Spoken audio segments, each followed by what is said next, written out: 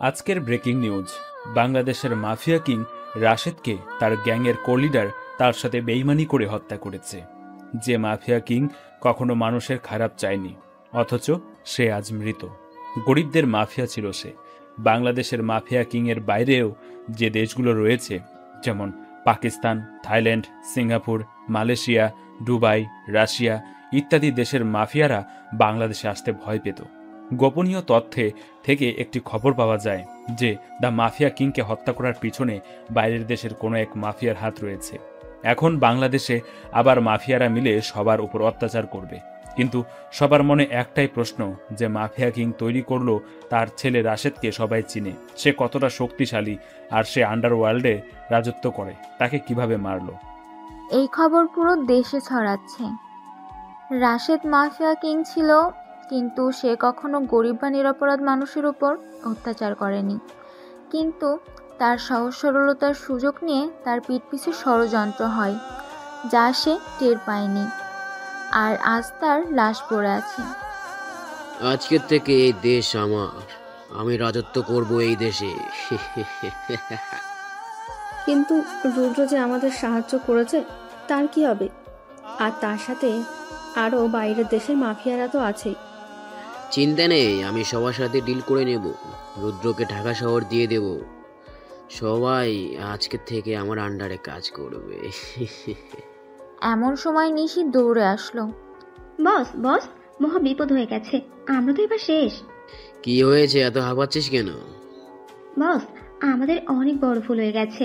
The mafia king Rashid নয়, বাদশাহ সেলিম খানের ছোট ছেলে, আর সেই আসল মাফিয়া কিং।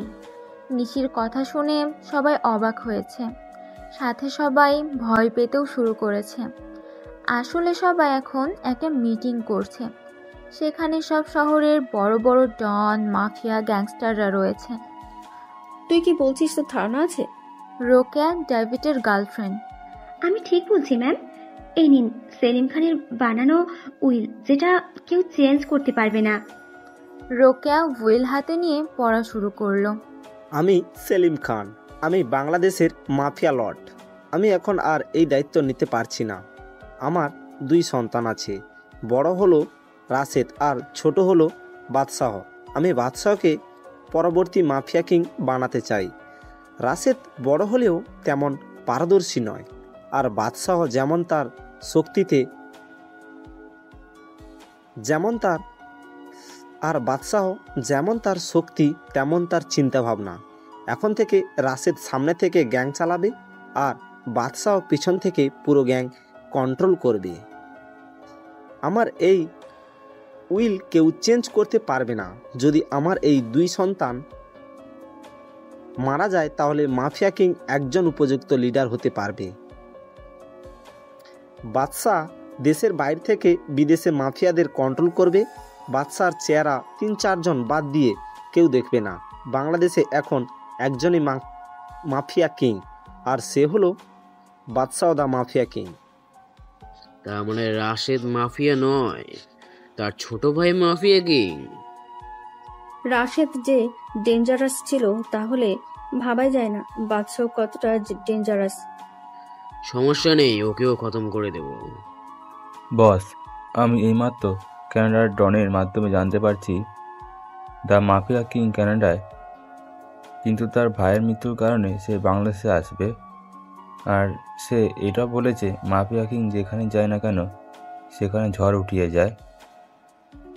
তার মতো হিংস্র আর কোনো মানুষ নেই। ও আই সি, পুরো দেশে খবর ছড়িয়ে দেওয়া সত্যটা। তোমার মাথা ঠিক আছে তো?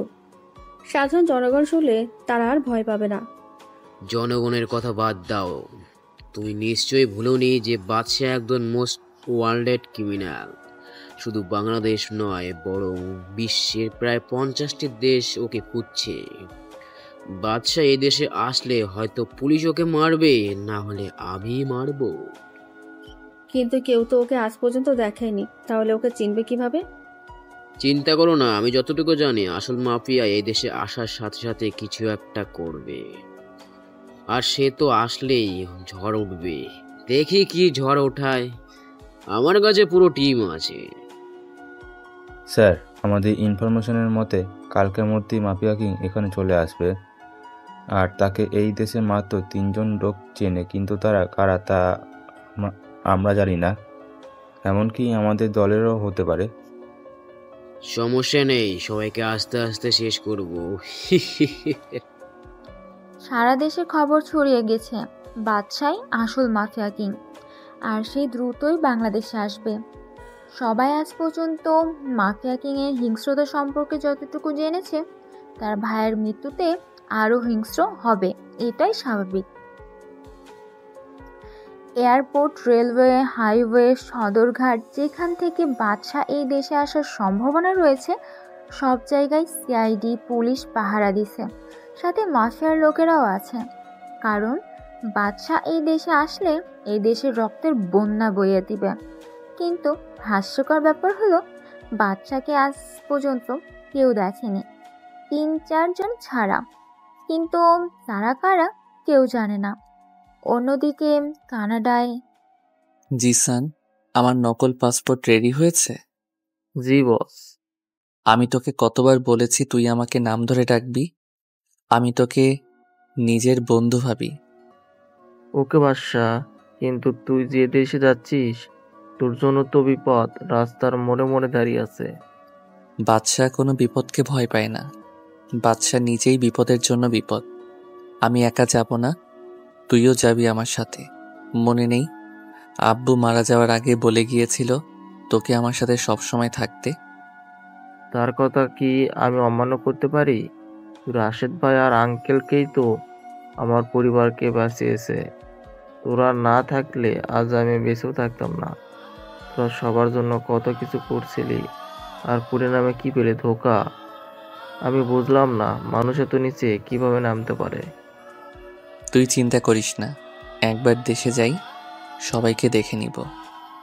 দেশবাসী এতদিন শুধু বাদশা দা মাফিয়া কিংয়ের হিংস্রতা সম্পর্কে শুনেছে, কিন্তু এখন সবাই এবার হিংস্রটাও দেখবে। আমি আসছি, তোরা তৈরি থাকিস। মাফিয়ার ক্রুরা তোদের আজরাইল আসছি। যে ভাইকে আমি আমার প্রাণের চেয়েও ভালোবাসতাম, তার লাশ পর্যন্ত দেখতে পাইনি। আমি আসছি তোদের মৃত্যুর পরোয়ানা নিয়ে। হা হা হা হা। এইদিকে তো দেশের অবস্থা খারাপ। যখন থেকে শুনেছে রাশেদ মাফিয়া কিং না, বরং বাদশা দা মাফিয়া কিং, তখন থেকেই দেশের সবাই আতঙ্কে আছে। কারণ বাদশা যে দেশে যায় সে দেশে কমপক্ষে হলেও 500-এর মতো লাশ পড়বে। সেটা মিনিস্টার থেকে সাধারণ মানুষ যে কেউ হতে পারে। এইদিকে দেশের সব এন্ট্রি পয়েন্টে পুলিশ থেকে সেনাবাহিনী পাহারা দিচ্ছে। সবাই জানে বাদশা যদি একবার সিদ্ধান্ত নেয় যে সে দেশে আসবে, তাহলে তাকে কেউ আটকাতে পারবে না। বাংলাদেশ শাহজালাল ইন্টারন্যাশনাল এয়ারপোর্টে কানাডা থেকে ফ্লাইট ল্যান্ড হয়েছে। সিকিউরিটি অনেক কড়া, সবাই ব্যাকগ্রাউন্ড চেক করে তারপর ছাড়া হচ্ছে সবাইকে। বাদশা আর জিসান ছদ্মবেশে দেশে আসলো। জিসানের একটি ভালো ব্যাকগ্রাউন্ড আছে কানাডায়। বাদশা ফেক আইডেন্টিটি নিয়ে দেশে আসলো। সবাই চেকিংয়ের পরে যখন বাদশাহের ব্যাকগ্রাউন্ড চেক করা হচ্ছে। আপনার নাম? বাহ, জি ভালো নাম রাকিব। আপনি এই দেশে কেন এসেছেন? আমার বড় ভাইয়ের কবর জিয়ারত করতে এসেছি। ঠিক আছে, যান এখন। বাদশা আর জিসান এয়ারপোর্ট থেকে বের হলো। বাদ, আই মিন রাকিব, এটা তো তোর মায়ের দেওয়া নাম ছিল। আম্মুকে খুব মিস করি। এখন খেলা শুরু হবে। বাদশা তার ফোন দিয়ে একটা মেসেজ করলো, আর সাথে এয়ারপোর্টে 10টি পুলিশের গাড়ি ব্লাস্ট হলো। সবাই এদিকে ওদিকে দৌড়াচ্ছে। সবাই বুঝে গেছে বাদশা এই দেশে এসে গেছে। সবাই বুঝে গেছে যে তারা শত চেষ্টা করেও বাদশাকে এই দেশে আসা থেকে আটকাতে পারল না। বাদশাহের মুখে একটি পৈশাচিক হাসি ফুটে উঠল। বাদশাহের সামনে 2টি গাড়ি থামলো। গাড়ি থেকে 2 জন লোক নামলো, যাদের দেখে বাদশাহের মুখে হাসি ফুটে উঠল। লোক 2টি বাদশা আর জিসানকে জড়িয়ে ধরল। তারপর বাদশা আর জিসান 2টি গাড়িতে উঠল। গাড়ি নিজ গতিতে ছুটছে। হঠাৎ গাড়ি দুটি থেমে গেল ঢাকার বাইরে জঞ্জালের মাঝখানে। একটি বিশাল একটি সেফ হাউসের সামনে। গাড়ি থেকে বাদশা আর জিসানের সাথে সেই দুইজন লোকও নামল। চারজন সেফ হাউসের ভিতরে চলে গেল। সেফ হাউসটা জঙ্গলের ভিতরে, তাই মাফিয়াস পুরো এই সেফ হাউসের ব্যাপারে জানে না। কি খবর তোদের? ভাই আপনি তো জানেন এই জায়গার কি অবস্থা, আমরা ভালো থাকি কিভাবে। রাশেদ ভাই, মারা যাওয়ার পর আমাদের অবস্থা আরও বেশি খারাপ হয়ে গেছে। মাফিয়াদের নিজেদের ইচ্ছা মতো কাজ করা শুরু করেছে। দেশের সাধারণ মানুষের জীবন অনেক খারাপ হয়ে যাচ্ছে। দীপ কোথায়? সে আসে নাই? না রে, দীপ আসে নাই। তুই তো জানোস তার আমাদের সাথে দেখা করা কতটা রিস্কের কাজ। দীপ আমাদের সাথে ঠিক সময়ই দেখা করে নিবে। তোরা চিন্তা করিস না, আমি যখন এসে গেছি তখন আর কারো চিন্তা করার প্রয়োজন নেই। এখন বল, আমার ভাইয়াকে কারা কারা মেরেছে? প্রত্যেককে এমনভাবে মারবো যে সাধারণ মানুষদের আত্মা পর্যন্ত কেঁপে উঠবে।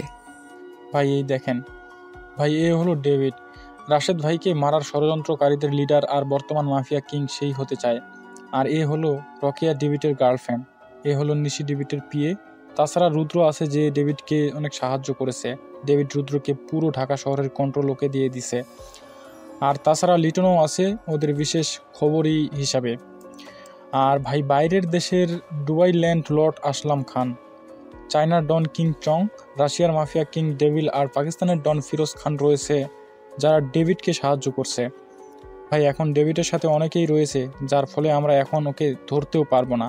আর যখন থেকে ডেভিড শুনেছে যে আপনি দেশে এসে পড়েছেন, তখন থেকেই সে আন্ডারগ্রাউন্ড হয়ে গেছে। নো প্রবলেম, একে একে সবাইকে মারব। এখন একটা ধামাকা করতে হবে, ওদের বুঝিয়ে দিতে হবে যে Badsha the mafia king is not a easy person. তাদের এমন অবস্থা করব যে তারা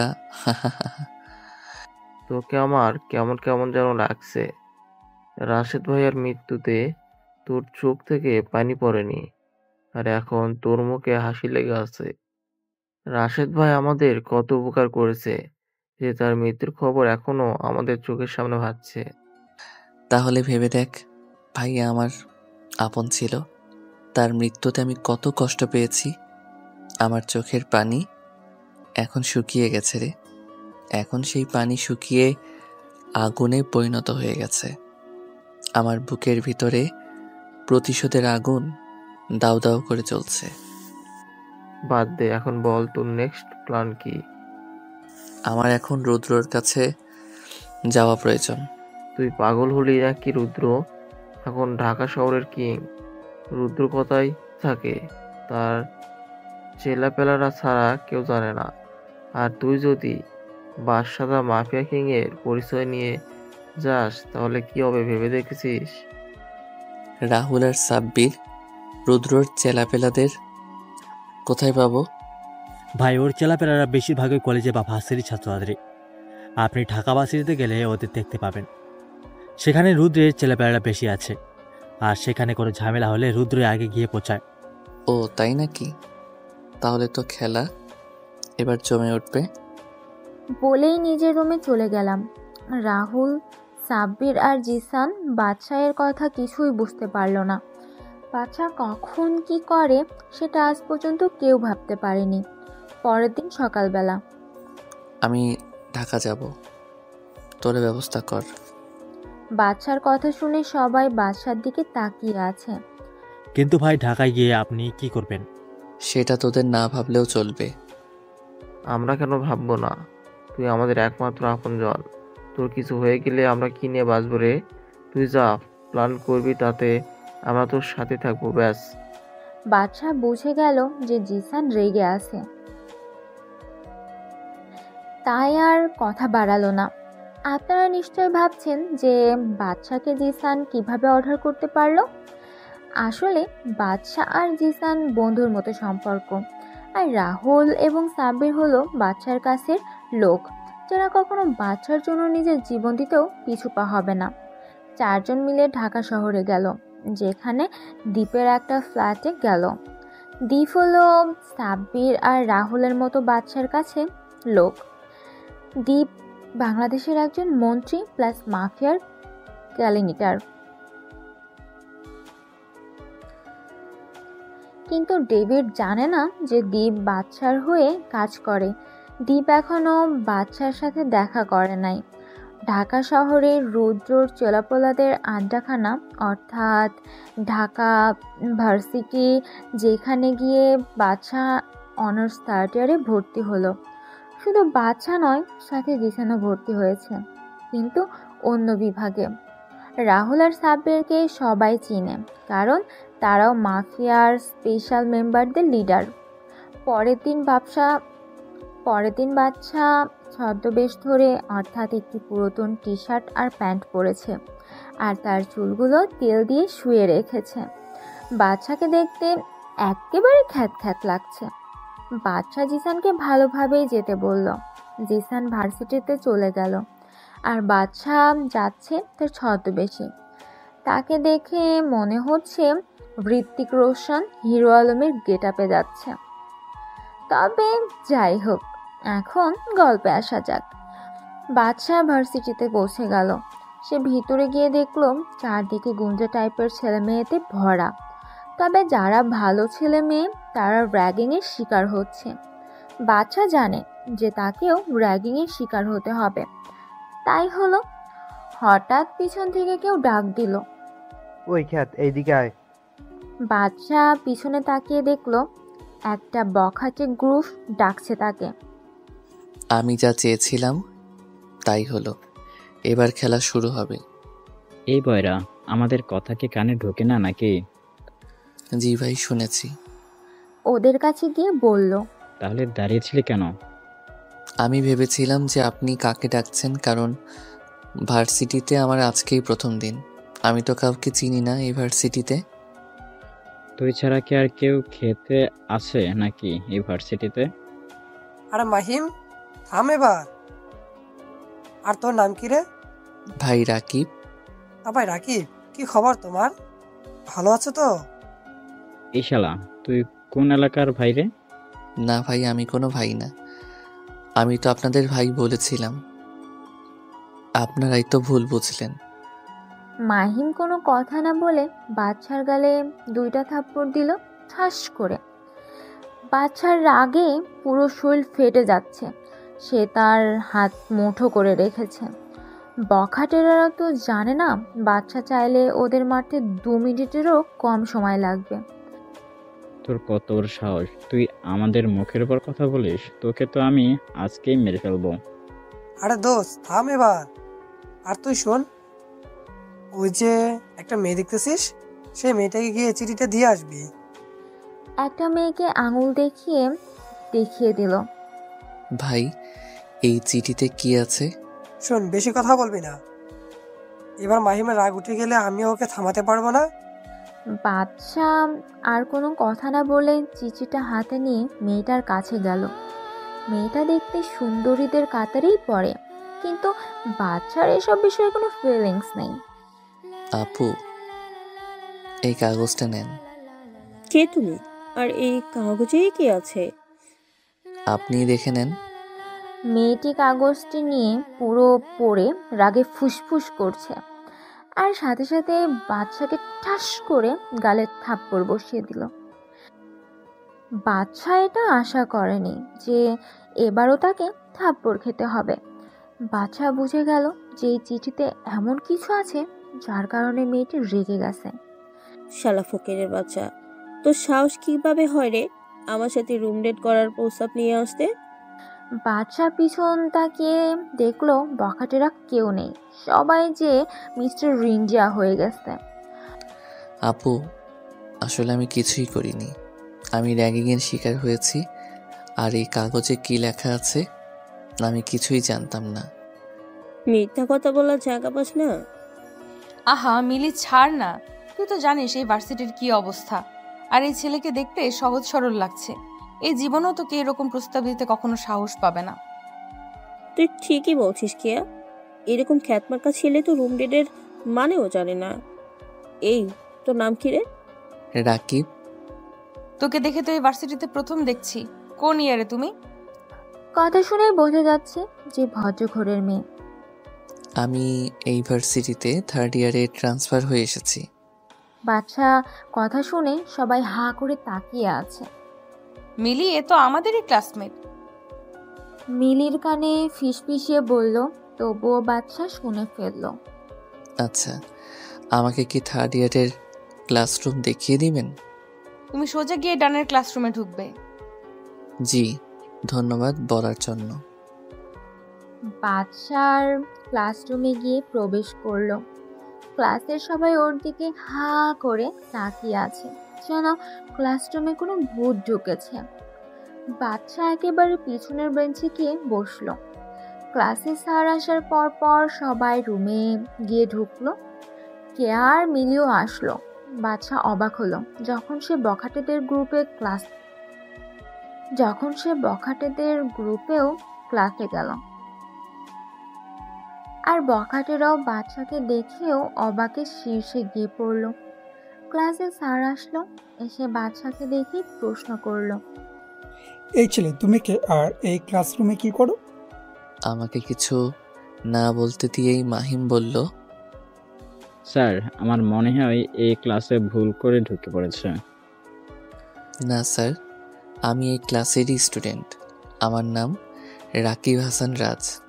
আমি অন্য ভার্সিটি থেকে ট্রান্সফার হয়ে এসেছি। তাই এভাবে খ্যাত হয়ে সেজে এসেছো কেন? স্যার, আসলে সবার মতো স্টাইলিশ জামা কাপড় পরে ফ্যাশন করার সময় আমার নেই। আমি এখানে পড়ালেখা করতে এসেছি। তোমার কথা আমার ভালো লেগেছে, কিন্তু হয়তো ক্লাসের অনেকেই তোমার কথা ভালো লাগেনি, তাই সাবধানে থেকো। স্যারের কথা বাদশা খুব ভালো করেই বুঝতে পারল, কারণ মাহিমের টিমার অনেক মেয়েরাই আমার কথা শুনে রাগে ফুসফুস করছে। ক্লাস শেষে বাদশা ক্লাসরুম থেকে বের হলো। ক্যাম্পাসের গেটের সামনে জিসানকে দেখা যাচ্ছে। বাদশা যখন জিসানের কাছে যাবে তখন মাহিমের গ্যাং বাদশার কাছে আসলো। কিরে, তোর দেখে জবান বেশি চলে? তুই একাই ভার্সিটিতে পড়তে আসিস, আর আমরা কি ঘাস কাটতে আসি? সেটা তোমরাই জানো। কিরে, তুই আমাদের তুমি করে কেন বললি? আমরা একই ক্লাসে, তাহলে তো তুমি করেই বলবো। তোর দেখি মুখ বেশি চলতেছে। এখন আমাকে যেতে দাও।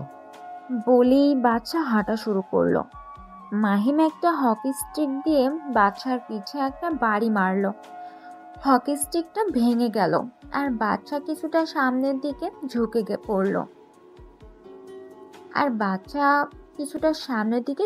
পড়ল। এই ঘটনা দেখে সবাই বাচ্চার দিকে তাকিয়ে আছে। হকি স্টিক ভেঙে গেল, অথচ বাচ্চা সোজা হয়ে দাঁড়িয়ে আছে। তারা তো আর জানে না বাচ্চার কাছে এসব হ্যাটা কিছু না। বাচ্চা মুচকি হেসে চলে গেল। ক্যাম্পাসের গেট থেকে দূরে গিয়ে একটা গাড়িতে উঠে পড়ল, যে গাড়িতে জিসান আগে থেকেই ছিল। কিরে, তুই ওদের কিছু বলবি না কেন? এখন তো খেলা মাত্র শুরু হলো, তুই শুধু দেখ আগে আগে হতা হ্যাঁ ক্যা। শোন, আজকে একটা খবর পেলাম যে ওই মাহিময় হলো রুদ্রের রাইট হাত। তুই তো কাজের কথা বললি, এবার খেলা জমে যাবে। হা হা হা হা। গাড়ি গিয়ে তাদের ফ্ল্যাটের সামনে গিয়ে থামলো। ভাই, এমন একটা খবর পেয়েছি যেটা আমাদের জন্য অনেক লাভজনক। কি সেই খবর?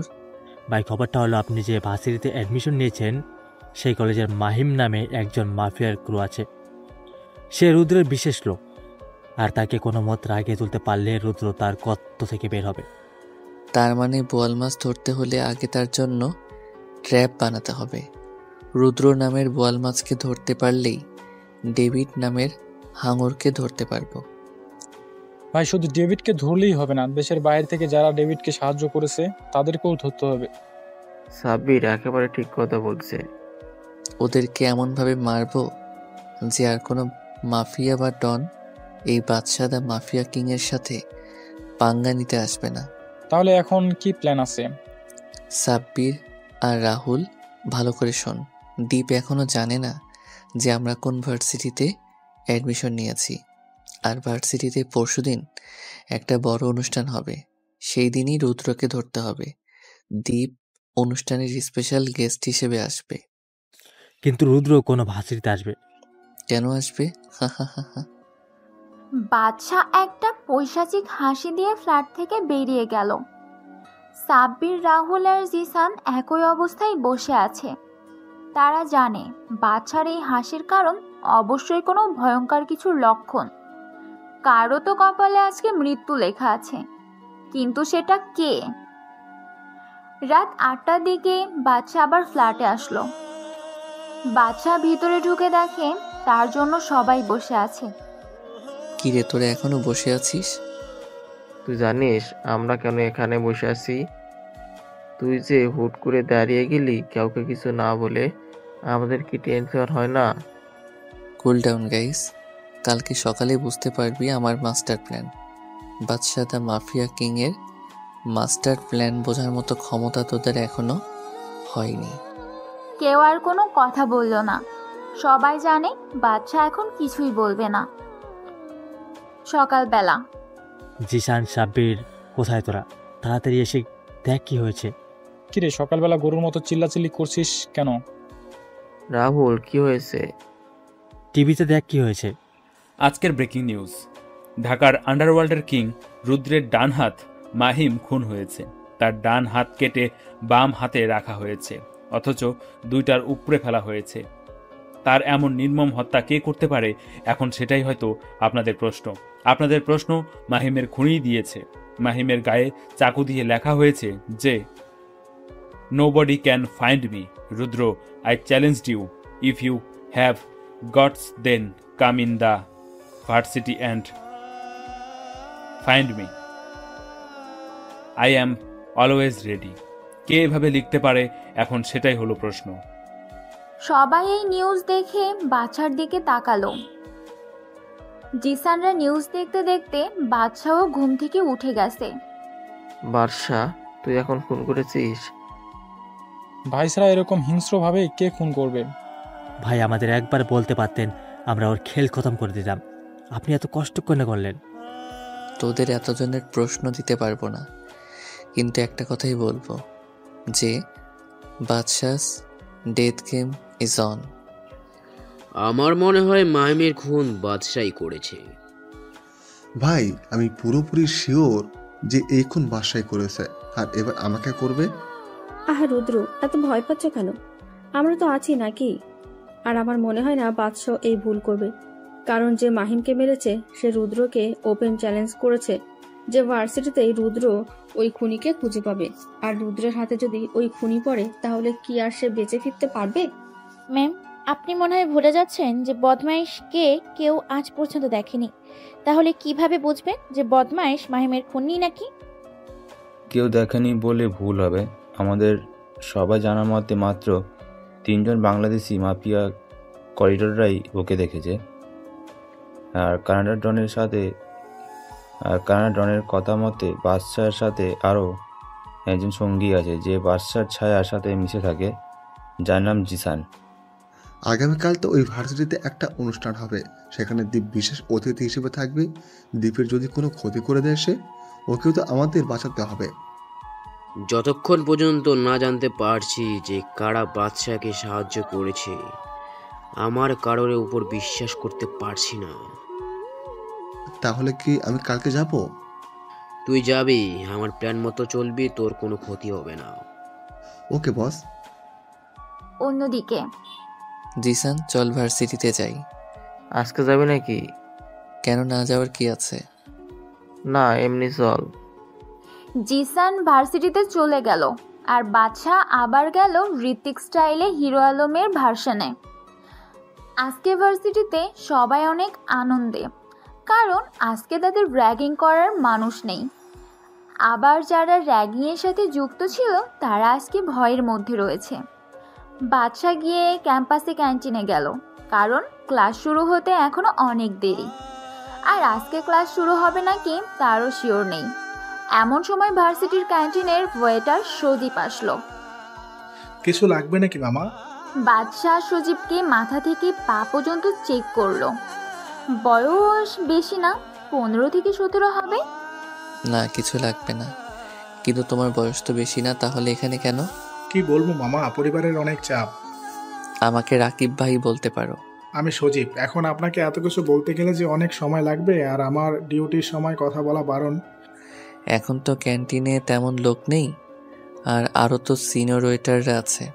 তোমার এই ক্যান্টিনের যত ক্ষতি হবে তা আমি দেব। এখন বসো এখানে। না ভাই, টাকা লাগবে না। এই পর্যন্ত আমাকে কেউ এভাবে বলেনি, সবাই আমাকে ছোট লোক বলেছে, কিন্তু আপনি প্রথম যে আমার সাথে ভালো ব্যবহার করলো। গতকাল যে মরল না মাহিম, একেবারে খারাপ লোক। তার মৃত্যুতে কে কি করবে আমি জানি না, কিন্তু আমি মসজিদে 10 টাকা দিব। আচ্ছা দিও। এখন বলো তো, তোমার পরিবারে কে কে আছে?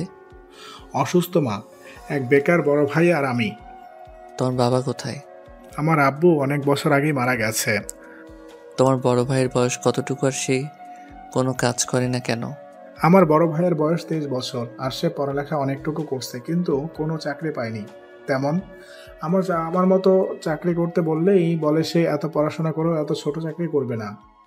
ও ঠিক আছে, তাহলে তোমার বড় ভাইকে এই অ্যাড্রেস পাঠিয়ে দিবে আর তার সকল সার্টিফিকেট নিয়ে যেতে বলবে। সেখানে গেলেই তার চাকরি হয়ে যাবে, তাই অ্যাড্রেসে পাঠাবে। আপনাকে কি বলে ধন্যবাদ দিব ভাইয়া, আমি এত বড় উপকার করলেন আমার। আরে বাদ দাও এইসব বিষয়, আমরা কথা বলছি। এমন সময় মিলি আর কে আসলো আমাদের কাছে। কিরে সজীব, এই খ্যাতের সাথে কি কথা বলস? না আপু, এমনি কথা বলছিলাম। তা কি কথা বলেছিলে? রাকিব ভাইয়া আমার পরিবারের কথা জিজ্ঞেস করছিল। ও জানো মিলি আপু আর কে আপু, রাকিব ভাই আমার বড় ভাইয়ের চাকরির ব্যবস্থা করে দিয়েছে। বাদশা সজীবকে চোখের ইশারায় চলে যেতে বলল। কিরে খ্যাত, তোর তো নিজেরই ঠিক নেই, তুই আবার সজীবের চাকরির ব্যবস্থা কিভাবে করলি রে? তা আপনার না জানলেও হবে। তোর মুখ বেশি চলতেছে কিন্তু। আরে ছাড় না দোস্ত। তা রাকিব, তুমি কিভাবে সজীবের চাকরির ব্যবস্থা করলে? না মানে আমার এক আত্মীয় আছে যার একটা ছোট দোকানে লোক লাগবে, তাই সজীবের ভাইকে সেই ব্যাপারেই বলা হয়েছে। আর তেমন কিছু না। আমি এখন গেলাম। এই বলেই যখন উঠতে যাব, কে আমার হাত ধরে আবারও চেয়ারে বসিয়ে দিল। আরে কোথাও যাও আমাদের কথা না শুনে। আপনাদের মতো বড় লোকের সাথে আমার মতো গরিবের কি কথা? তুই কি জানিস যে মাহিম খুন হয়েছে? কে মাহিম? গতকাল যার সাথে তোর মারামারি হলো, আর যাকে গতকাল তুই হিংস্রভাবে খুন করেছিস। বাচ্চার এই কথা শুনে চেয়ার থেকে দাঁড়িয়ে গেল, কারণ গতকালে বাদশাই যে মাহিমকে মেরেছে তা তো এদের জানার কথা না। কি আবল তাবল বলতেছেন? আমি আবার খুন? হাসালেন। মিলি গতকাল তোমাকে দেখেছে যে তুমি মাহিমকে যখন খুন করে রাস্তায় ফেলে এসেছিলে।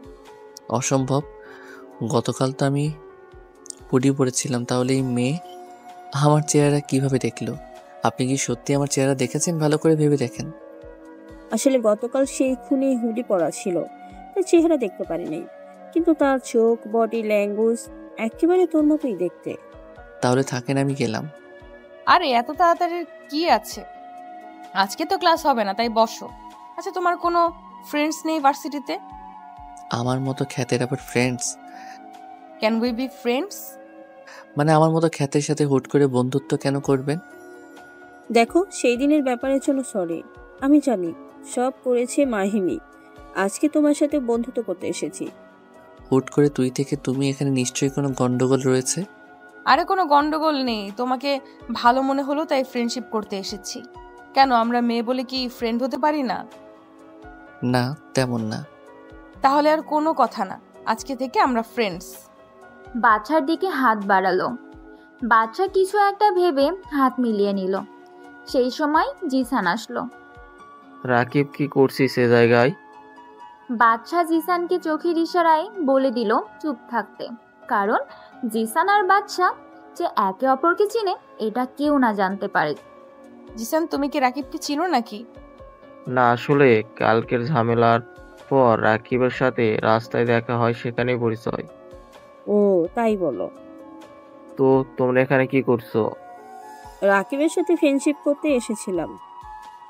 বাচ্চার দিকে জিসান আর চোখে তাকালো, কারণ বাচ্চা কোনোদিনও মেয়েদের সাথে মেশেনি। তাহলে তোমরা থাকো আজকে, আমি আসি, কালকের অনুষ্ঠানে আবার দেখা হবে। এই বলেই বাচ্চা চলে গেল। পরের দিন সকালে আজকে যে করেই হোক না কেন রুদ্রকে মারতে হবে। কিন্তু এত মানুষের সামনে কিভাবে মারবে? আবার ওর সাথে বডিগার্ডও থাকবে। আমি খবর নিয়েছি, আজকের অনুষ্ঠানে ডেভিডের পুরো নজর থাকবে। তোর সাথে কি কোনো প্ল্যান আছে বাদশার? বাচ্চা কোনো দিন প্ল্যান ছাড়া যুদ্ধে নামে না। ভার্সিটিতে আজকে অনুষ্ঠান হবে, সবাই কাজে লেগে পড়েছে। বাদশা জিসানের সাথে আজকে রাহুল আর সাব্বিরও এসেছে। একটু পর অনুষ্ঠান আস্তে আস্তে শুরু হতে লাগলো। চিফ গেস্ট হিসেবে দীপ এসে গেছে। বাদশাকে আর জিসানকে এখনো দেখতে পারেনি।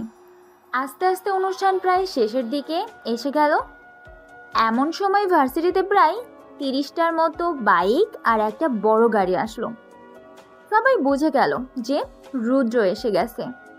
রুদ্রকে সবাই ভয় পায়। রুদ্র গাড়ি থেকে নামলো। কিরে বাদশা, তুই কোথায়? তুই না বলেছিলি যে এই ভার্সিটিতে আসলে আমার সামনে আসবি? আমি তোর চ্যালেঞ্জ অ্যাকসেপ্ট করছি, সাহস থাকলে সামনে আয়। রুদ্র, কি হচ্ছে এসব? বাদশা এখানে কিভাবে আসবে? তুই জানিস না বলে কথাটা বললি। বাদশা আমাকে চ্যালেঞ্জ করেছিল যে এই ভার্সিটিতে ওকে পাবো। দীপ পুরো ভার্সিটিটা একবার পুরো দেখে নিল। দীপ দেখলো দূরে সাব্বির আর রাহুল দাঁড়িয়ে আছে। দীপ বুঝে গেল রুদ্রের আজকে শেষ দিন। রুদ্রের মোবাইলে একটা মেসেজ এলো যে সাহস থাকলে ভার্সিটির শেষের দিকে ঘরে যেতে, তাও আবার একা একা। রুদ্রের ইগোতে লাগলো কথাটা। রুদ্র সবাইকে ওখানে রেখে একা একা চলে গেল। রুদ্র সেইখানে গিয়ে দেখলো একটা রুম আছে। রুদ্র সেই ঘরের ভিতরে প্রবেশ করলো। রুদ্র দেখলো রুমে কেউ নেই। রুদ্রের পিছু পিছু ওর লোকের সাথে দীপ আর ভার্সিটির ছেলেমেয়েরা এলো। তারা রুমে গিয়ে দেখলো সেখানে রুদ্র নেই। রুদ্রকে আগেই বাদশা অজ্ঞান করে ভার্সিটির ক্লাসরুমে নিয়ে গেছে। কেউ ভাবতেই পারবে না যে রুদ্রকে বাদশা ক্লাসরুমে নিয়ে যাবে। রুদ্র আস্তে আস্তে চোখ খুলছে। চোখ খুলে সে আশেপাশের পরিস্থিতি বোঝার চেষ্টা করছে। সে এখানে কিভাবে আসলো। তার মনে পড়ে গেল সে যখন ওই রুমে গেল তখন একজন লোক মুখ বেঁধে তার ঘাড়ে এমনভাবে আঘাত করলো যে সে অজ্ঞান হয়ে যায়। তারপর তার আর কিছু মনে নেই। রুদ্র এখন 2টা বেঞ্চের সাথে বাঁধা আছে। রুদ্রের সামনে এখন একটা লোক দাঁড়িয়ে আছে। সে আর কেউ না, বাদশা। কিন্তু রুদ্র বাদশার মুখ দেখতে পারছে না, কারণ বাদশা মুখে মাস্ক পরে আছে। কে রে তুই? তোর মৃত্যু। আমার মৃত্যু? তা আবার তুই? আমি নিজে মৃত্যুর ফ্যাক্টরি, আর তুই আমাকে মরার ভয় দেখাচ্ছিস? আমাকে খুলে দে, তাহলে তোকে প্রাণে বাঁচার সুযোগ করে দেব। খুল আমাকে। কুল কুল, এত গরম হওয়ার কিছু নেই। তোর চিৎকার কেউ শুনতে আসবে না, কারণ তোর সামনে এখন বাদশাদা মাফিয়া কিং দাঁড়িয়ে আছে। এই কথা শোনার পর রুদ্রের মুখ থেকে হাসিটা নিমিষেই বিলীন হয়ে গেল। ভাই, আমাকে মাফ করে দিন, আমি কিছুই জানি না। সবই ডেভিড আর বাইরের দেশের মাফিয়ারা করেছে। ভাই, আমি সত্যি কিছু জানি না। ভয়ে একেবারে কেঁদেই দিল। এত ভয় পাওয়ার কিছু নেই। আমি শুধু 2টা প্রশ্ন করব, যদি তুই সত্যি কথা বলিস তাহলে তোর মুক্তি। কি প্রশ্ন ভাই? আমার ভাইকে কিভাবে মেরেছিস? নিশ্চয়। I want answer. ভাই, আমি জানি না। বাদশা বুঝে গেল যে কিভাবে রুদ্রের মুখ থেকে কথা বের করবে। কিছু একটা শয়তানি বুদ্ধি তার মাথায় আসলো, আর তার মুখে একটা হাসি ফুটে উঠল। বাদশা একটা পকেট নাইফ বের করে রুদ্রের হাত বরাবর গেঁথে দিল। রুদ্র অসম্ভব ব্যথায় চিৎকার করতে লাগলো, কিন্তু কোনো লাভ নেই, কারণ এই ভার্সিটির পাশে আরো কয়েকটা ভার্সিটি আছে যারা আজকে জমিয়ে মজা করতেছে, আর সাউন্ড স্পিকারে গান বাজাচ্ছে, আর আওয়াজ আমাদের ভার্সিটিতেও শোনা যাচ্ছে। এবং এই শব্দই যথেষ্ট বাচ্চার জন্য। আসলে এই ভার্সিটিতেও অনুষ্ঠান হচ্ছিল, কিন্তু রৌদ্র আসার পর সব বন্ধ হয়ে গেল। এখনো সময় আছে, বলে দে, না হলে তুই বাদশার হিংস্রতা এখনো দেখিস নাই। ভাই আমি সত্যি জানি না। বাদশা এবার রৌদ্রের মুখে লাল মরিচের গুঁড়ো ঢুকিয়ে দিল, পুরো 1 প্যাকেট। তারপর রৌদ্রের চোখের সামনে একটা পিন নিয়ে আসলো, ধারালো পিন, আর রৌদ্রের চোখের মাঝখানে 1 মিলিমিটারের ব্যবধান আছে শুধু। এখনো কি বলবি নাকি সারা জীবনের জন্য অন্ধ করে দিব? না ভাই, আমি সব বলবো, আমাকে ক্ষমা করে দিন। অসহ্য ব্যথায় কথা বলতে কষ্ট হচ্ছে। ঠিক আছে, বল। পিনটা চোখের সামনে থেকে সরিয়ে নিল। ভাই, সেদিন রাশেদ ভাইয়ের কাছে খবর এসেছিল যে দুবাইয়ের ল্যান্ডলর্ড হাসলাম খান বাংলাদেশে লুকিয়ে লুকিয়ে এসেছে আর রাশেদ ভাইয়ের উপর অ্যাটাক করবে। তখন রাশেদ ভাই তার পুরো গ্যাং নিয়ে হাসলাম খানের উপর হামলা করে। হাসলাম খান হেরিয়ে যাচ্ছিল, ঠিক সেই সময় ডেভিড রাশেদ ভাইয়ের পিছন দিকে চাকু মারে। রাশেদ ভাই বিশ্বাস করতে পারছিল না যে ডেভিড রাশেদ ভাইয়ের সাথে ধোঁকা করতে পারবে। রাশেদ ভাই আমাকে চোখের ইশারায় ডেভিডকে মারতে বলে, কিন্তু ডেভিড আমাকে ঢাকা শহর দেওয়ার লোভ দেখিয়েছিল, তাই আমি রাশেদ ভাইকে সাহায্য করিনি। সেই সময় চীনের ডং কিং চং আসলো, সাথে রাশিয়ার মাফিয়া কিং ডেভিড আর পাকিস্তানের ডন ফিরোজ খান আসলো। ডেভিড তাদেরকে লুকিয়ে বাংলাদেশে আসতে সাহায্য করে। আমার সামনে সবাই রাশেদ ভাইকে খুব হিংস্রভাবে হত্যা করে। ভাই, তারপর ডেভিড বাকি ডনদের সাহায্য এই দেশকে জাহান্নামে পরিণত করে তোলে। ভাই, আমি আর কিছু জানি না, আমাকে মাফ করে দিন। ফরেন মাফিয়ারা কি এখনো দেশে আছে? না ভাই, তারা নিজ নিজ দেশে থেকেই ডেভিডকে পাওয়ার দিচ্ছে। তাহলে তাদের এই দেশে কিভাবে আনবো? ভাই, সেটা ডেভিড জানে। তাহলে আমাকে ডেভিডের ঠিকানাটা দে। ভাই, সে তো আন্ডারগ্রাউন্ড। ঠিকানা দিবি নাকি এখানেই তোকে মেরে ফেলবো? বলছি ভাই, ডেভিড এখন এই গেস্ট হাউসে রয়েছে। ভাই, এখন আমাকে ছেড়ে দিন, আমি এখন থেকে আপনার দলে। আচ্ছা, তুই আমাকে বলতো, সেই দিন তুই ইচ্ছা করলে কি ভাইয়াকে বাঁচাতে পারতি? হয়তো ভাই পারতাম। তাহলে তুই ভাবলি কিভাবে যে আমি তোকে বাঁচতে দিব? বলেই বাদশা রৌদ্রের গলার ব্লেড দিয়ে একটা কাট দিল। রৌদ্রের গলা থেকে গড় গড় করে রক্ত বের হওয়া শুরু হলো। তখনই বাচ্চা একটা চিৎকারের শব্দ পেল। বাচ্চা পিছনে তাকিয়ে দেখলো কে চিৎকার দিয়েছে। বাদশাকে এভাবে দেখলে যে কেউই ভয় পেয়ে যাবে। কেয়া রুম থেকে দৌড় দিল।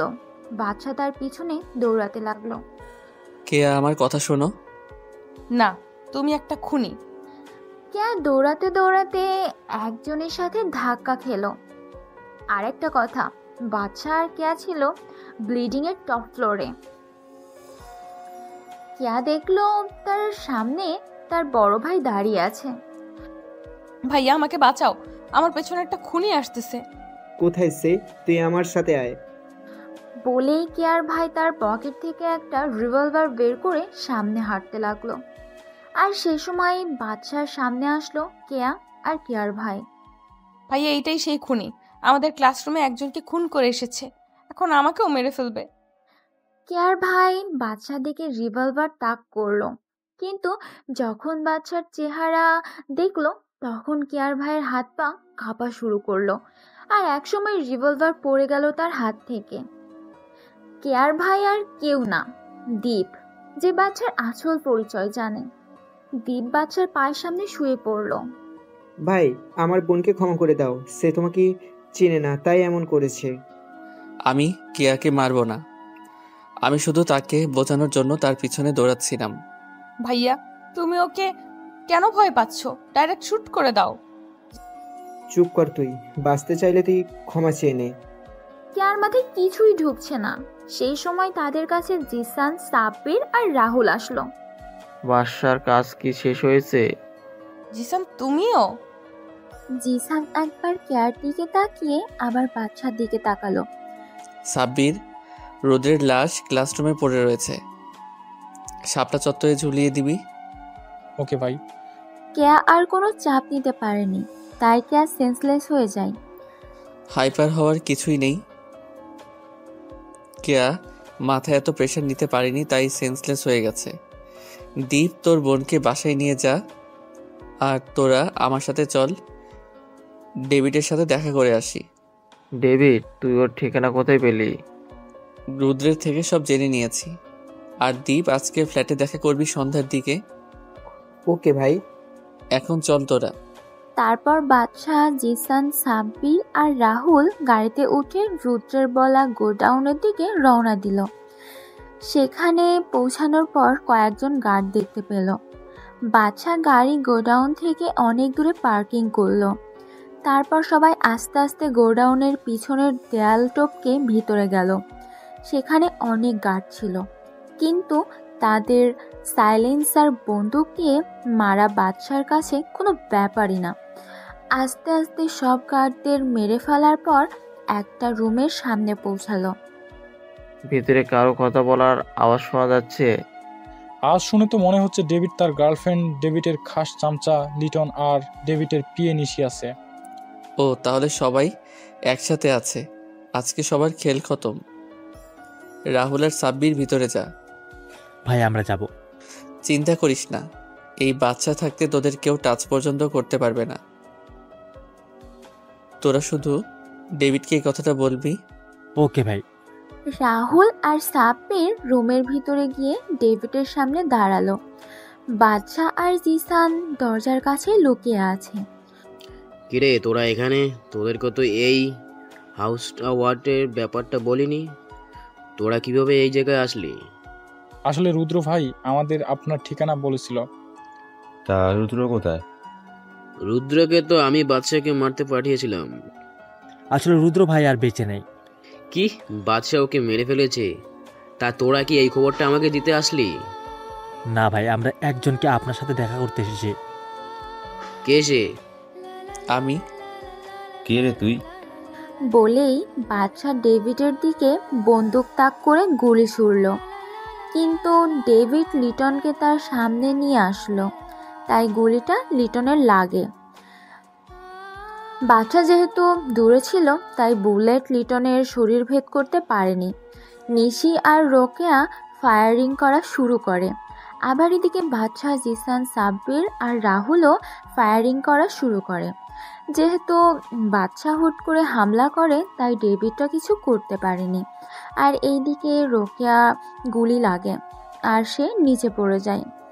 ডেভিড তাকে উঠানোর চেষ্টা করে, কিন্তু এদিকে বুলেটের তুফান চলছে, তাই রোকেয়াকে দেখে নিশি আর ডেভিড পিছনের দরজা দিয়ে বের হয়ে যায়।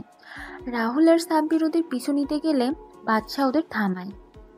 কি হলো ভাই, আমাদের আটকালেন কেন? ডেভিডের পিছু করতে হবে না। কেন ভাই? ডেভিড তো পালিয়ে গেল। বাদশা জোরে জোরে হাসা শুরু করলো। সেটা কোনো সাধারণ হাসি ছিল না, বরং সেটা হলো পৈশাচিক হাসি ছিল। এই হাসির মানে বাদশার প্ল্যান কাজ করেছে। এখন শুধু খেলা হবে মৃত্যুর খেলা। তোর কথা তো আমি কিছু বুঝতে পারছি না। ডেভিড তো বেরিয়ে গেল। আমি চেয়েছি বলে যেতে পেরেছে। মানেটা কি? তোর মাথায় কি চলছে আমি কিছু বুঝতে পারছি না। বাচ্চার খেলায় বাচ্চা আর আল্লাহ তাআলা বাদে কেউ বুঝতে পারে না। ভাই তুই আমাদের বুঝে একটু বল। পরে বলবো, এখন রোকেয়াকে আমাদের সাথে নিয়ে আয়। সন্ধ্যায় দ্বীপের সাথে অনেক কথা আছে। আজকেই সব প্ল্যান তোদের সাথে শেয়ার করব। সবই তো বুঝলাম, কিন্তু এই ডাইনিকে আমাদের সাথে নিয়ে যাব কেন? মাঝে মাঝে ডাইনিরাও অনেক কাজের। মানে? এখনই সব মানে বুঝলে কি হবে? সন্ধ্যায় সবকিছু বলবো। আর এই রোকেয়াকে আমাদের সাথে নিয়ে আয়, এর চিকিৎসা করতে হবে। রোকেয়া গুলি খেয়ে সেন্সলেস হয়ে গেছে। তারপর সবাই তাদের ফ্ল্যাটে পৌঁছে গেল। সন্ধ্যার দিকে দীপ ফ্ল্যাটের কাছে আসলো। আমাকে একবারও বললো না ভাই যে তোমরা সেই ভার্সিটিতে ভর্তি হয়েছো, তাহলে আমি সাহায্য করতে পারতাম। তোকে বললে তুইও ওদের মতো আমাকে আটকাতি।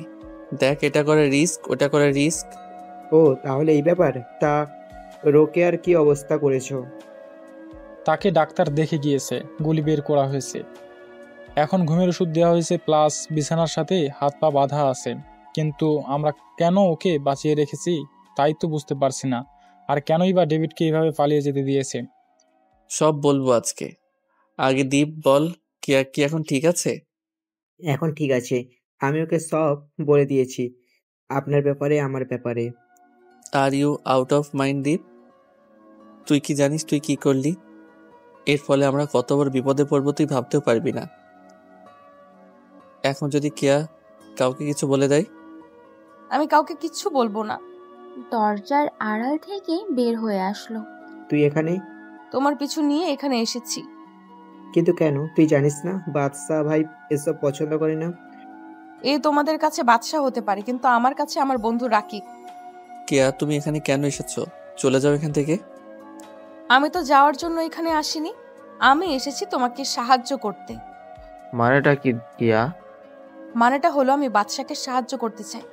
তুই কিভাবে সাহায্য করবি? আমি কেন জানি না, কিন্তু আমি সাহায্য করতে চাই। বাদশা, তুই কি চাস কে এখানে থাকবে কি না? কেয়া আমাদের সাহায্য করতে পারবে? ভাই কিন্তু কিভাবে? সেটা আস্তে আস্তে জানতে পারবি। ঠিক আছে, কিন্তু এখন বল তুই ডেভিডকে কেন যেতে দিলি, এটা তো আগে বল। বাদশা আর রুদ্রের মধ্যে যা যা কথা ছিল তা সব খুলে বলল। এসবের সাথে ফরেনিয়ার মাফিয়ার আছে, এটা তো আমরা অনেক আগে থেকেই জানি, কিন্তু এসবের সাথে ডেভিডকে যেতে দেওয়ার বিষয়টা আমি বুঝতে পারছি না। আমি ইচ্ছা করলে সেখানে ডেভিডকে মারতে পারতাম, কিন্তু আমি তা করিনি। আমি সবাইকে একসাথে শাস্তি দিব, আমার ভাইয়ের মৃত্যুর প্রতিশোধ একসাথে নিব। আমি যদি ডেভিডকে মেরে ফেলতাম তাহলে ফরেনার ডনদের আমি ধরতে পারতাম না, আর ডেভিডের মৃত্যুর পরে সবাই সতর্ক হয়ে যেত। এখন যেহেতু ডেভিড কোনো মতে বেঁচে গেছে, সে অবশ্যই আমাদের উপর অ্যাটাক করবে, আর তার জন্য তার ফরেনার ডনদের সাহায্য অবশ্যই লাগবে। এখন শুধু তাদের এদেশে আসার অপেক্ষা। সবই তো বুঝলাম, কিন্তু রোকিয়ার কি করবি? বাদশা কিছু বলবে তার আগে রোকেয়ার আওয়াজ শুনতে পেল সবাই। মনে হয় রোকেয়ার জ্ঞান ফিরেছে। তাহলে এবার কি করব আমরা? এবার রোকেয়ার থেকে ডেভিড আর ফরেনার ডনদের ব্যাপারে জানতে হবে। কিন্তু সে কি বলবে? এমনিতে বলবে না, থার্ড ডিগ্রি দিতে হবে। না জিসান, আমার একটা নীতি আছে, আমি কোনো মেয়ের উপর হাত তুলি না, মারতে হলে এক গুলিতেই মেরে ফেলি। কেয়া তুই যদি আমাকে সাহায্য করতে চাও তাহলে তুমি রোকেয়ার থেকে সব ইনফরমেশন কালেক্ট করবে, আর এজন্য তোমার যা করা উচিত তাই করবে। ভাই কেয়া কি পারবে? ওয়াই নট ব্রো, আমি অবশ্যই পারবো। এবার শুধু তোমরা দেখো এই কেয়ার খেলা। তারপর কেয়া রোকেয়ার রুমে গেল। বাদশা আর সবাই রুমের বাইরে সোফায় বসে আছে। হঠাৎ রোকেয়ার রুম থেকে রোকেয়ার চিৎকার শোনা গেল। কেয়া ওর খেলা শুরু করে দিয়েছে। কিন্তু আমি একটা জিনিস বুঝলাম না, যে কিয়া তোকে খুন করতে দেখে যেভাবে ভয় পেয়েছিল, আর ওর চোখে তোর জন্য ঘৃণা দেখেছিলাম, আর সেই কিয়া তোকে সাহায্য করেছে। আমারও এক প্রশ্ন, আসলে ভাই কেয়া যদি জানতে যে তুমি বাদশাদা মাফিয়া কিং, তাহলে সে কখনোই তোমাকে দেখে ভয় পেত না। কেন কেয়া কি আমাকে চিনে নাকি? জি ভাই। মানে? ভাই কেয়া আসলে তোমাকে ভালোবাসে। মানেটা কি? আমি সত্যি বলছি ভাই। কেয়া তো আমার নামও কখনো শুনিনি, তাহলে সে কিভাবে আমাকে ভালোবাসবে? ভাই সে আপনার নাম অনেক আগেই শুনেছিল। বাদশার নাম তো দেশে কেউ জানতো না, তাহলে কেয়া কোথা থেকে শুনবে? দেশের কেউ জানতো না, কিন্তু আমি তো জানতাম বাদশাদা কি মাফিয়া কিং এর কথা। আসলে আমি কি কাজ করি কেয়া হঠাৎ জেনে ফেলে, তাই আমি তাকে বলেছিলাম যে সব মাফিয়া খারাপ হয় না, কিছু কিছু মাফিয়া আছে যারা ভালো কাজ করে, দেশের মানুষের সাহায্য করে, দেশকে রক্ষা করে, ঠিক বাদশা ভাইদের মতো। তখন থেকেই বাদশা ভাইয়া যখনই দেশের জন্য, সাধারণ মানুষের জন্য কী করতো, তখন আমি কেয়াকে তা বলতাম। তখন থেকেই কেয়া বাদশা ভাইকে ভালোবাসা শুরু করেছে। কেয়া আমাকে বাদশা ভাইয়ের ছবি দেখাতে বলেছিল, কিন্তু আমি তাকে বাদশা ভাইয়ের ছবি দেখাইনি, কারণ বাদশা ভাইয়ের হুকুম ছিল। তাই আমি সত্যি বলছি, কেয়া তোমাকে অনেক ভালোবাসে। তা হয় না দীপ। কেন নয়? বাদশা পিছনে তাকিয়ে দেখে কেয়া বাচ্চার পিছনে দাঁড়িয়ে আছে। সে বাচ্চার সামনে এসে আবার একই প্রশ্ন করলো। কারণ আমি চাই না আমার লাইফের সাথে কেউ যুক্ত হোক। আমাদের জীবনের কোনো গ্যারান্টি নেই। আমি আমার বাবা আর বড় ভাইকে হারিয়েছি। আমি আর চাই না কেউ আমাকে ছেড়ে চলে যাক। কিন্তু আমি তোমার জীবনের সাথে জড়াতে চাই। আমি তোমার জীবনের সাথে নিজের জীবন মিশিয়ে এক জীবন গড়তে চাই। কেয়া, এসব কথা পরে হবে, এখন বলো, রোকেয়ার থেকে কিছু জানতে পেরেছিস? হ্যাঁ ভাইয়া, আমি জানতে পেরেছি যে ডেভিড এখন তার সুন্দরবনের ফরেস্ট গেস্ট হাউসে লুকিয়েছে। আমি আরও জানতে পেরেছি যে আজকে রাতে ফরেনার ডন আসবে সেই গেস্ট হাউসে। একই কথা শোনার পর বাদশা পৈশাচিকভাবে হাসা শুরু করে। এই হাসির মানে কিছু একটা হতে চলেছে। এখানে সবাই জানে এই হাসির মানে মৃত্যুর খেলা হবে আজকে। রোকেয়াকে শেষ করে দে আর সবাই রেডি হয়ে নে, আজকে রাতে খেলা হবে মৃত্যুর খেলা।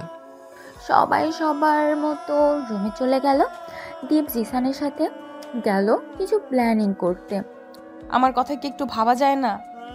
কেয়া, তুমি কি জানো, যখন আমি প্রথম ভার্সিটিতে যাই তখন সবাই আমাকে খ্যাত বলে অত্যাচার শুরু করে, কিন্তু একমাত্র তুমি আমাকে সাহায্য করেছিলে। আমি তোমার ভিতরে একটা পিওর মন দেখতে পেয়েছিলাম। ধীরে ধীরে তোমাকে আমার ভালো লাগা শুরু করে। আমি জানি না সেটা ভালোবাসা কিনা, কিন্তু আজকের পর যদি আমি বেঁচে যাই তাহলে তোমাকে নিয়ে আমি ভাববো। দেখা আমাদের হবে, এটা শিওর। দেখা যাবে। বিকাল 4টার দিকে সবাই রেডি হয়ে গেল ফরেস্ট গেস্ট হাউসে যাওয়ার জন্য। সবাই কি রেডি হয়েছে? আমরা রেডি, প্লাস সব প্ল্যান করা হয়েছে। আমিও রেডি। না, তুই কোথাও যাবি না। কিন্তু কেন? কারণ সেখানে বিপদ আছে। আমি কোনো বিপদকে ভয় পাই না। ইউ শুড আন্ডারস্ট্যান্ড ডেথ, সেখানে অনেক রিস্ক আছে। আমরা সেখানে গিয়ে জীবিত নাও ফিরে আসতে পারি। I don't care. ওকে, আমার সাথে আসো। তারপর বাদশা কেয়াকে একটা রুমে নিয়ে যায়। তারপর কথা বলার অজুহাতে কেয়াকে রুমের ভিতরে আটকে রাখে।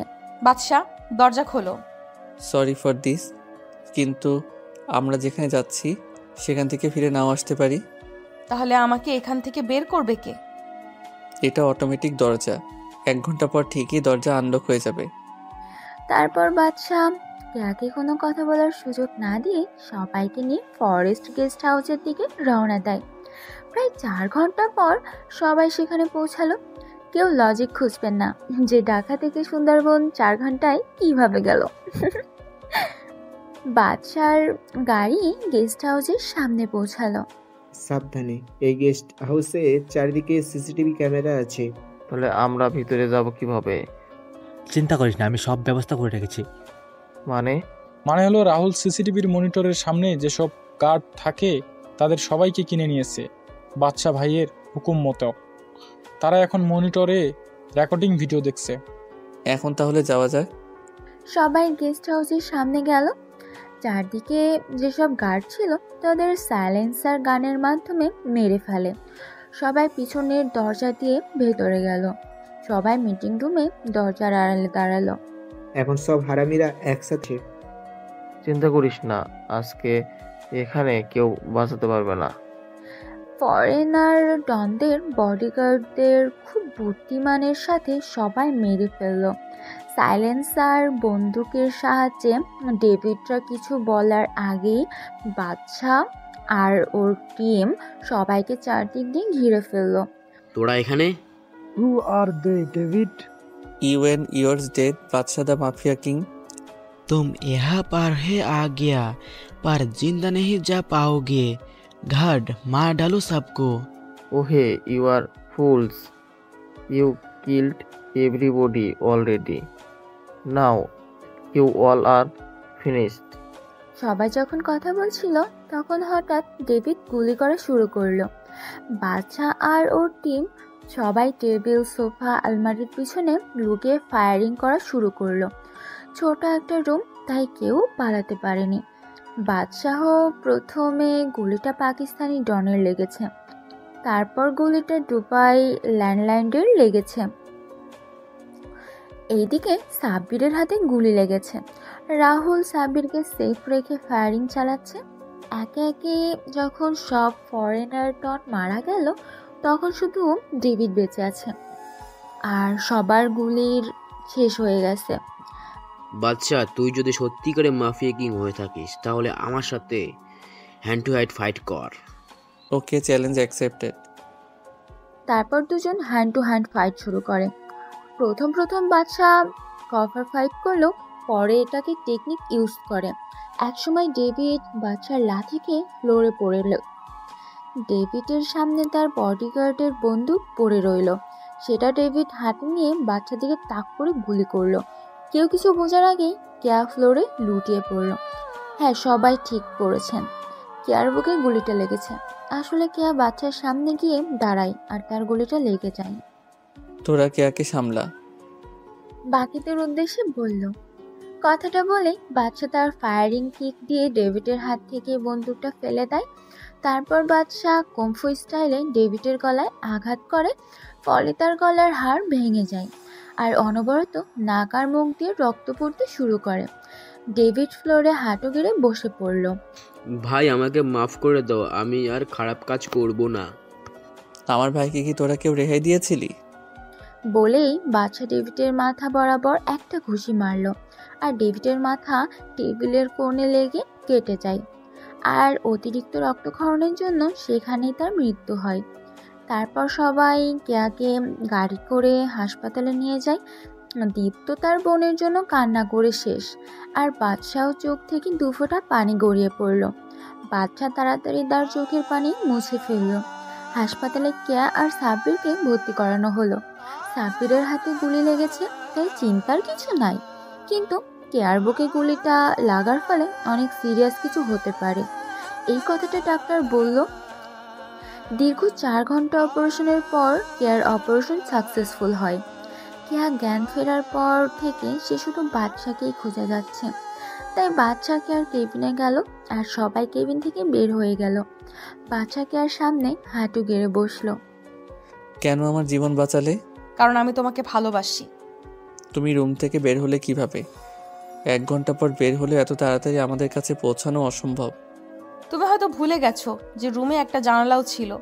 সেই জানালার কাঁচ পুরোটা ভেঙে তারপর বের হয়েছি। সত্যি বুদ্ধি আছে তোমার। বাদশা দা মাফিয়া কিংকে ভালোবেসেছি, অন্তত এইটুকু বুদ্ধি না থাকলে কি আর হয়?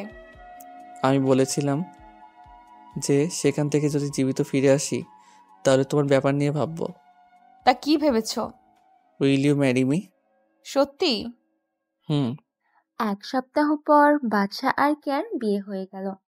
বাদশা এখন বাসর ঘরের সামনে দাঁড়িয়ে আছে। সে রুমের ভিতরে ঢুকে দেখে কেয়া বিছানায় বসে বসে মোবাইল টিপছে। বাদশা কত কিছু ভেবেছিল যে কেয়া তাকে দেখে পায়ে সালাম করবে, আর সে এখানে বসে বসে মোবাইল টিপছে। মোবাইলে কি করো? আমি যে রুমে এসেছি তা কি চোখে পড়েছে? কেন চোখে পড়বে না? আসলে আমি ফেসবুকে গল্পে পড়েছিলাম আমার প্রিয় লেখক রাকিব হাসান রাজের আইডিতে। এই গল্প 2020-এর শেষ গল্প তার। সে তার লাস্ট গল্পের লাস্ট পর্বে বলে দিয়েছে যে এই সপ্তাহে আর কোনো গল্প দিবে না, বরং নতুন বছরের প্রথম দিনে সে সব পাঠকদের দ্য সিক্রেট এজেন্ট আর পুলিশ কমিশনারের বোন যখন প্রেমিকা সিজন 2 একসাথে উপহার হিসেবে দেবে। এই কয়েকদিনে তার অনেক কাজ আছে, প্লাস সে ইউটিউবে একটা নাটকের গল্পের স্ক্রিপ্ট নিয়ে কাজ করতেছে। তাই এই বছরে আর কয়েকটা দিন গল্প দিতে পারবে না। ও, এইসব ফালতু লেখকের গল্প ছাড়ো তো। আর জামাইকে যে সালাম করতে হয় তা কি তুমি জানো না? খবরদার, আমার প্রিয় লেখকের নামে কিছু বললে আজকে বাসরের কথা ভুলে যাও। এই রে, আর বাবুটা মনে হয় রেগে গেছে। বাচ্চা গিয়ে তার বাবুর মানে কেয়ার রাগ ভাঙাতে ব্যস্ত। আর এইটুকুতেই গল্প শেষ করলাম। এই পর্যন্ত আপনাদের অনেক ভালোবাসা পেয়েছি, তার জন্য ধন্যবাদ। দেখা হবে নতুন কিছু নিয়ে। আল্লাহ হাফিজ। সবাই সুস্থ থাকুন, এটাই আশা করি। এই ভিডিওটি যদি আপনাদের ভালো লাগে তাহলে অবশ্যই লাইক করবেন ও আপনাদের মূল্যবান মতামতটি কমেন্ট করে জানাবেন। আর এরকম ভালোবাসার ভিডিওগুলি দেখার জন্য আমাদের চ্যানেলটি সাবস্ক্রাইব করে আমাদের সাথেই থাকুন। ধন্যবাদ সবাইকে।